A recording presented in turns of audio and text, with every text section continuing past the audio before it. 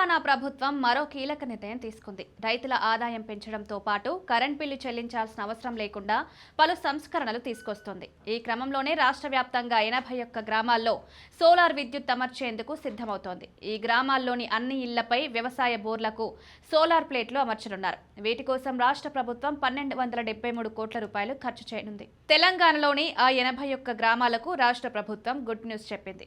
ఈ గ్రామాల్లో పూర్తిగా సోలార్ విద్యుత్ను ఏర్పాటు చేసేందుకు సిద్ధమైంది. తొలి విడతగా 81 గ్రామాలకు 1273 కోట్ల రూపాయలు ఖర్చు చేసి పూర్తి సౌర విద్యుత్ గ్రామాలుగా మార్చేందుకు ఈ మేరకు రెడ్కో టెండర్లు పిలిచింది. 81 గ్రామాల్లోని అన్ని ఇళ్లు, వ్యవసాయ బోర్లకు సోలార్ ప్లేట్లు అమర్చనున్నారు. దీంతో ఈ గ్రామాల్లోని ప్రజలు విద్యుత్ బిల్లులు చెల్లించాల్సిన అవసరం లేకుండా సౌర విద్యుత్ను సమృద్ధిగా వినియోగించుకోవచ్చు.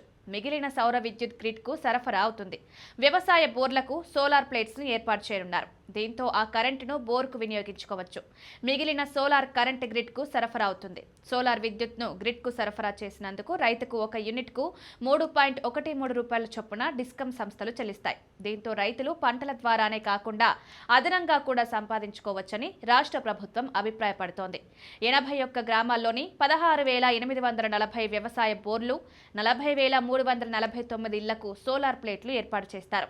ఈ ప్రాజెక్టుకు మొత్తం 1273 కోట్ల రూపాయలు కేటాయించారు. ఈ ప్రాజెక్టులో భాగంగా సోలార్ ప్లేట్స్ ఏర్పాటుకు రెడ్కో టెండర్లను ఆహ్వానించింది. అయితే మొత్తం వ్యయంలో 400 కోట్ల రూపాయలు కేంద్ర ప్రభుత్వం రాయితీగా అందించనుంది. మిగిలిన 873 కోట్ల రూపాయలను రాష్ట్ర ప్రభుత్వం భరించనుంది. ఈ మేరకు జూలై 24లోగా టెండర్లను దాఖలు చేయాలని రెడ్కో సూచనలు చేసింది. ఒక్కో ఇంటికి 2 కిలోవాట్ల సోలార్ ప్లేట్స్ అమర్చనున్నారు.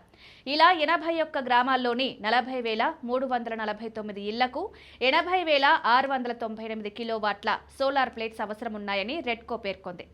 ఈ విధానం సక్సెస్ అయితే గ్రామాల్లోని ప్రజలపై కరెంటు బిల్లుల భారం పూర్తిగా తగ్గుతుందని రాష్ట్ర ప్రభుత్వం భావిస్తోంది.